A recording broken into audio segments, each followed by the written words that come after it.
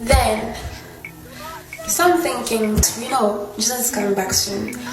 However, we don't know the day, we don't know the time. Even Jesus himself doesn't know. Only Father Lord knows.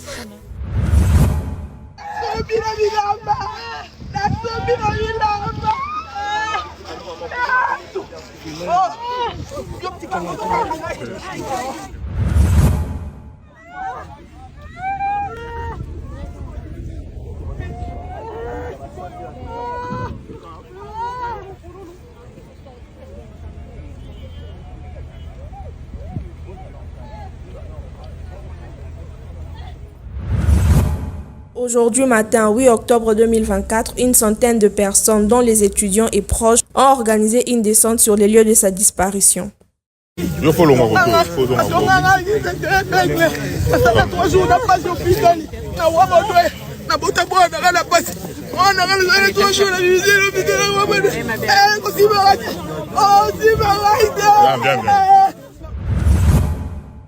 Ouais. Je vais laisser passer 2 personnes. Il y a une cousine ici qui est le plus proche. Non. Le président est là. Vas-y.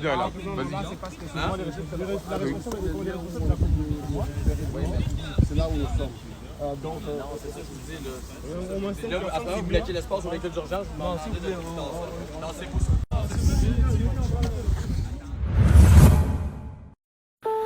Voilà, les amis, comme vous pouvez voir sous ces images, le corps a été retrouvé. Et là, nous sommes devant l'officier de la police de Trois-Rivières. Alors là, il est en train de nous demander d'évacuer l'endroit parce que le corps doit être identifié devant un responsable, soit de la communauté congolaise ou la communauté africaine en général, ou encore un parent proche de Alexandra. Alors. Je récupère, ne pourra pas tout régler sur le tatami. Mais moi je t'aime, tu m'as jamais dit. Tu sais, je vais toujours t'aimer la mélodie. Bonjour, je m'appelle Rosemine, je suis congolaise d'origine vivant à Kinshasa. Je suis la maman d'Alexandra, une congolaise vivant au Canada, à Québec, précisément dans la ville des Trois-Rivières, où elle est étudiante à l'université et elle combine avec un job étudiant. Je fais cette vidéo parce que ma fille est introuvable depuis le mercredi. Le lundi, nous, on a eu très bien échangé avec elle, tout était normal, tout était parfait, très bien. Le mardi, son papa l'a écrit, son papa a parlé avec, lui a dit, je vais envoyer ton argent de loyer le mercredi ou le jeudi. Il s'est même excusé parce que normalement on envoie des 27, déjà le 27 ou le 28, en tout cas avant les 30. C'est ce que la coloc réclame souvent. Alors, du coup, le mercredi, on n'a pas eu à échanger avec. Le jeudi, son papa a envoyé l'argent le matin. Et après, il a écrit les messages après. Comme toujours, souvent l'habitude, elle a l'habitude de recevoir et puis dire, ok papa j'ai reçu, mais là je suis soit à l'université ou je suis à mon job étudiant. Dès que je finis, soit tout de suite après, je récupère ou bien ma journée elle sera chargée, je vais récupérer demain comme je n'aurai rien à faire. Ça a toujours été ça. Mais il n'y a pas eu de feedback de sa part. Le jeudi là quand on a envoyé l'argent. Mais on s'est dit bon, comme toujours, parfois elle revient toujours et tout à dire, non maman, tu sais, j'étais un peu occupée, j'étais au boulot et tout, et j'avais examen, j'étais à l'université, j'étais tout ce qui va avec. Parce que parfois vous arrivez à parler directement, ou quand vous vous appelez ou bien quand vous vous écrivez. Parfois aussi il arrive, vous savez, avec les fuseaux horaires, vous pouvez laisser un message et la personne vient vous répondre après ou des heures après vu le fuseau horaire. Alors, le jeudi, Alex n'a pas fait de signe. Ça nous a inquiétés. Alors on s'est décidé, non, le vendredi, de contacter sa coloc. Nous, c'était le matin, eux là-bas, c'était le matin, il fallait attendre qu'ils se réveillent. Nous, c'était à 14h. Là, il était 14h, je crois 6h chez eux ou 7h. On appelle Louane, son papa a parlé avec, mais moi aussi, moi je parle de mon appel à moi, à la maman. J'ai parlé, je dis, allô Louane, ça va et tout. Ça fait, je n'arrive pas à joindre Alexandra. Elle me dit, oui, ça fait 2 jours que moi je l'ai vu. Moi, personnellement, j'étais à la maison et ça fait 2 jours que je l'ai vu. Et là, ça fait 2 jours, moi, je ne suis pas à la maison. Je suis chez mon copain ou chez mes parents. Et voilà. Mais vous pouvez me laisser à l'heure de ma pause, j'irai à la maison. Je vais essayer de voir si je vais la contacter, la voir et puis vous revenir vers vous. Je dis, mais là, je suis vraiment très inquiète, Louane. Je ne sais pas. Oui, madame, je vous comprends très bien et tout. Alors, j'attends un peu et tout, et puis je lui rappelle encore et tout. Je suis pas encore partie et tout, mais après, je pars dites-moi dans combien de temps. Non, dans une demi-heure, peut-être je serai. Ouais. Je dis, ok, d'accord.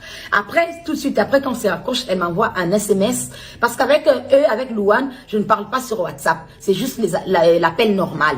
L'appel normal et tout. Donc, elle me fait un SMS pour me dire, faites-moi, rappelez-moi, j'ai la suite... Et j'ai les nouvelles de mon coloc. Je rappelle tout de suite. Allô? Oui, j'ai mon coloc qui m'a dit qu'il a déposé le mercredi à l'île de Cantan. J'ai dit, un coloc? J'ai dit, mais Louane, je ne savais pas qu'il y avait un coloc. J'ai pensé que vous habitez que vous deux, ma fille et vous et tout. Elle me dit, non, il y a un coloc. Et après, il y a votre fille, l'autre coloc. Bon, personnellement, je me suis dit, si déjà ma fille ne m'avait jamais dit qu'il y avait un coloc, peut-être c'est dit, vous savez, nous sommes des mamans africaines, on est parfois un peu parano et tout, je n'allais peut-être pas accepter qu'elle habite là où il y a un garçon, parce que je savais qu'il n'y avait que la fille ou laquelle, c'est elle, la bailleresse, qu'on a fait les bails, et voilà. Et on savait qu'elle, qu'on est toujours en contact. Et sur les vidéos qu'elle avait envoyées, bref, je savais que Alex n'habitait qu'avec Louane. Je n'étais pas au courant du colloque. Bref, ça. Après, elle me dit, je lui demande, passe-moi le numéro du colloque en question. Elle dit non, déjà, je savais qu'il ne va pas vous répondre et tout, parce qu'il a travaillé de nuit, il est rentré, il va dormir. J'ai dit, bon, puisqu'il vient de vous donner l'information maintenant qu'il a eu Alex, il a déposé Alex à l'île de Cantan. Donc, je pense que je suis sa maman, je suis inquiète. Il peut aussi me donner la même information, comme ça que je puisse parler avec lui. Je vous envoie quand même le numéro, mais je sais qu'il ne répondra pas.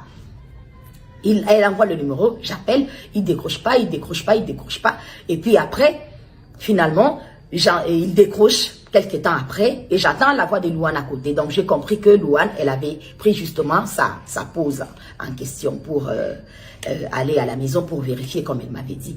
Alors il me dit, oui, j'ai déposé votre fille mercredi à 15h40 à l'île de Cantan. C'est là où j'ai déposé votre enfant et c'était la dernière fois que je l'ai vue et elle n'est plus revenue à la maison. Alors je lui pose la question, je dis, mais comment vous savez qu'elle n'est pas revenue à la maison? Parce que sûrement vous avez des programmes différents. Vous pouvez aussi être à votre truc, vous pouvez être occupé, elle aussi. Il dit, non, moi je suis des 3h du matin ou des 3h à 3h, je suis plus de temps ici. Donc si elle était revenue, je l'aurais su et tout.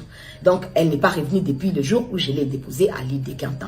Et je me rappelle encore, Louane m'avait dit, pendant qu'on parlait d'abord au téléphone, elle m'a dit, ah tiens, je me rappelle que hier, j'étais venue à la maison, j'ai vu sa chambre, la porte de sa chambre, la porte était ouverte, mais je n'ai pas entendu de bruit, je ne l'ai pas vue elle. Donc, je ne l'ai pas vue elle, la personne. Je dis, ah, ok, d'accord. Alors, je leur demande, je dis, s'il vous plaît, contactez la police. Comme ça, plaignez-vous que votre coloc, vous ne voyez pas votre collègue, vous n'avez pas les nouvelles de votre coloc depuis le mercredi.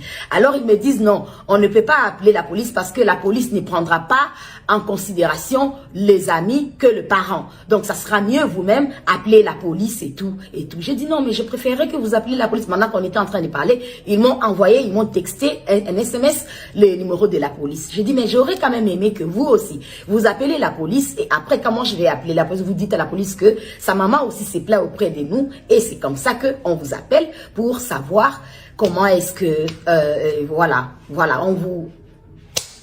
on fait la plainte en fait, ensemble. Ils ont dit, bon, c'est ils avaient dit au téléphone non, mais bon, après, j'ai raccroché pour moi, trouver la solution de comment trouver à appeler la police. Et après, je reçois le message de Louane qui me dit, voulez-vous me rappeler? J'ai rappelé directement et tout. Elle me dit, la police est là, on a dû contacter la police. Alors je prends la police. Et il me demande, hey, oui madame, il pose la question normalement et tout. Quand est-ce que vous avez eu votre fille pour la dernière fois? Comment est-ce qu'elle s'appelle? Donnez-nous son numéro de téléphone, tout ce qui va avec. Et tout, vous savez tout ce qu'on demande et tout. J'ai tout donné, tout ce qui était comme information et tout ça. Et la police m'a dit, rappelez-nous dans 15 minutes. Ok, j'ai raccroché dans les 15 minutes. Vous savez, une maman j'étais là dans les 15 minutes. Je rappelle dans les 15 minutes et la police me dit, le téléphone de votre fille a émis pour la dernière fois le mercredi à 15 h.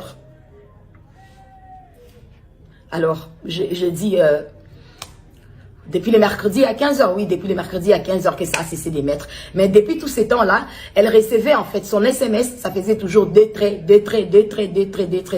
tous les vendredis là en question. Parce que là, quand je sais que je vous parle là où je parle avec la police, c'est déjà genre vendredi à l'heure de chez nous, peut-être à 16 h, 17 h, 18 h, un truc comme ça. Après, je suis restée plutôt en contact avec la police. La police, ils m'ont passé le numéro, appelé le numéro, tel numéro, et tout, ils m'ont donné le numéro. Donc, je me suis mise maintenant avec la police et tout. J'étais là avec eux et tout. Ils ont dit, ok, on commence les recherches. Ils m'ont dit, on est au moins à 40 personnes, on est là et tout, à chercher votre fille, à essayer de savoir qu'est-ce qui s'est, où est-ce qu'elle est, où est-ce que, on est déjà chez elle ici à la maison, on est arrivé, on va prendre, je sais pas, bref. Tout ce qui est faux pour pouvoir retrouver votre enfant. J'ai dit, ok, d'accord. Je vais attendre qu'est-ce que la police va me dire. Bon, vous savez, je suis une maman.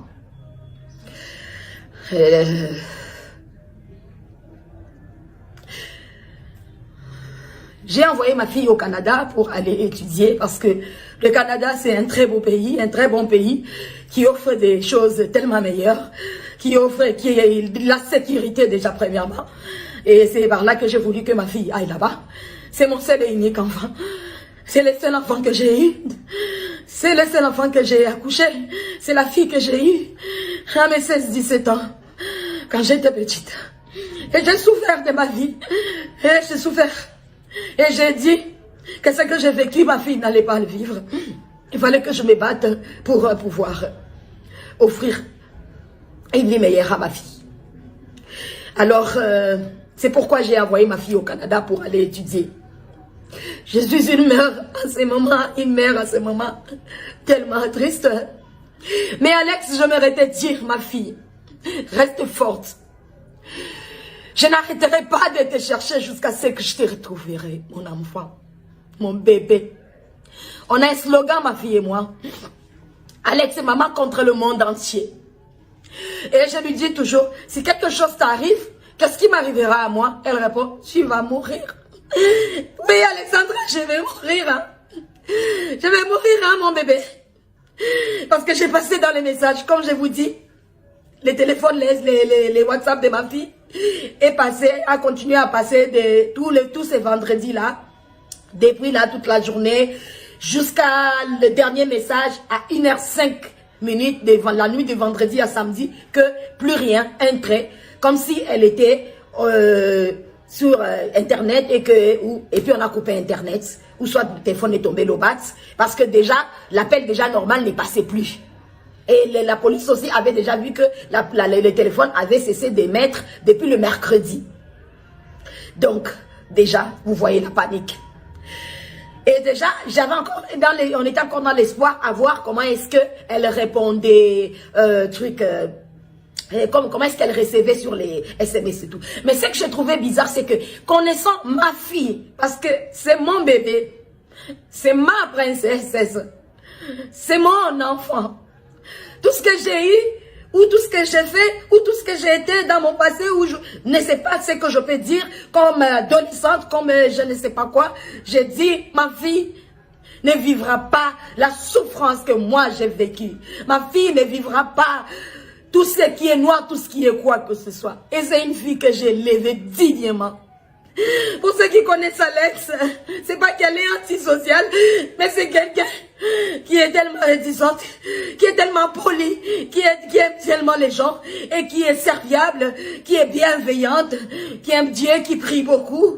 C'est une fille que j'ai appris dans la vie de suivre le Seigneur, donc de vraiment de connaître Dieu, parce que Dieu a fait des merveilles pour moi, parce que déjà à arriver à ce que j'ai vécu, et jusqu'à arriver à tout ce que j'ai vécu, elle et moi, tomber enceinte à 16 ans, 17 ans, pour, voilà, et puis avoir mon enfant, il faut déjà imaginer qu'est-ce que j'ai dû endurer pour arriver là et tout, à passer par le Cameroun où elle est née, et Congo-Kinshasa, partir Lubumbashi, et revenir ici, et partir en Afrique du Sud où elle a fait les études encore, et après l'envoyer au Canada pour l'université. Donc vous pouvez bien imaginer le parcours que j'ai fait. Donc je me suis donné, battu, bec et ongle. Moi je ne vis que pour mon enfant. Je ne vis que pour ma princesse. Je ne vis que pour mon enfant. Alors je demanderai à toute personne qui pourra avoir des nouvelles, je ne sais pas, des indices, quelque chose qui pourra nous aider, qui pourra aider la police canadienne, parce que la police canadienne, elle travaille, elle continue encore à travailler maintenant, mais je pense que par mon devoir de mère, je ne peux pas rester comme ça. Il faut bien que je fasse... il faut bien que j'alerte le monde. Il faut bien que je ne peux pas rester comme ça meurtri. C'est pourquoi j'ai fait cette vidéo. Alex, retiens bien que maman n'arrêtera pas de te chercher. Maman n'arrêtera pas de te chercher jusqu'à te retrouver. Non, maman n'arrêtera pas. Et le Seigneur est avec toi. Le Seigneur sera toujours avec toi. Et le Seigneur ne va pas t'abandonner. Le Seigneur ne va pas m'abandonner moi. Le Seigneur ne m'abandonnera pas. Alors je vous en supplie, aidez-moi à retrouver ma fille. Aidez-moi à retrouver mon bébé. Cela fait des jours que je ne bois pas, je ne mange pas, je ne dors pas. Je ne sais même plus comment fermer l'œil ni comment vivre. Je demande à tous ceux qui vivent à Trois-Rivières, s'il vous plaît, aidez-moi à retrouver mon bébé. À toute personne qui a des nouvelles d'elle, aidez-moi à retrouver cette fille, cette jeune fille qui est venue au Canada parce que c'est un beau pays, c'est un bon pays qui offre tellement de choses. Un pays avec beaucoup de sécurité, un pays pour un avenir meilleur, comme j'ai toujours dit, comme je lui ai toujours dit. Je dis ce que j'ai pas eu. Toi, je vais te l'offrir à toi, mon bébé. Toi, tu l'auras. Aidez-moi. Aidez-moi, je suis une maman perdue. Je suis une maman perdue et je suis une maman triste. Je suis une maman qui ne sait pas quoi faire. Qu'est-ce que je peux faire en ce moment? Mon bébé me manque. Mon bébé me manque. Mon bébé me manque. Contactez la police canadienne. Contactez la police québécoise, la police de Trois-Rivières, la police de, je ne sais pas, du monde entier. De tout ce que vous pouvez contacter, je ne sais pas, mais aidez-moi. Aidez-moi à pouvoir boire de l'eau, aidez-moi à pouvoir dormir, aidez-moi à pouvoir manger, aidez-moi à pouvoir continuer à vivre, parce que sans ma vie prendra fin, parce que je l'appelle ma vie, je l'appelle mon essentiel, elle passe avant tout. Elle, c'est ma vie. Elle, c'est mon tout. Aidez-moi. Je ne vis plus. Je ne vis plus. Je n'ai plus de vie.